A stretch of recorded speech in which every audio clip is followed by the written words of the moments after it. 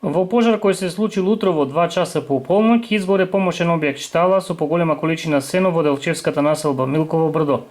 Пожарот веднаш бил пријавен до територијалната противпожарна единица од Делчево, од каде информираа дека при интервенцијата е спасена живината и дел од стоката која се наоѓала во шталата. Од она што е опожарено, како што истакна Миле Тодоровски од територијалната противпожарна единица Делчево, е поголемата количина на сено која се наоѓала внатре до објектот.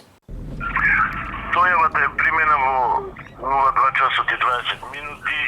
Интервенирано е со 2 противпожарни возила и 6 пожарникари.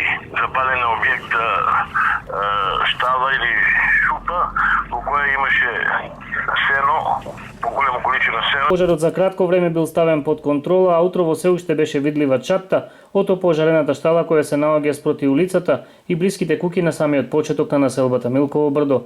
Според очевидци, брзата интервенција на пожарникарите спречила било каква можност пожарот да се прошири во околината. Причините за несреќата според надлежните допрва ќе се утврдуваат. Оваа служба имаше повеќе интервенции на пожари во затворен простор, а единицата е и една од најактивните во справувањето со вирусот COVID-19.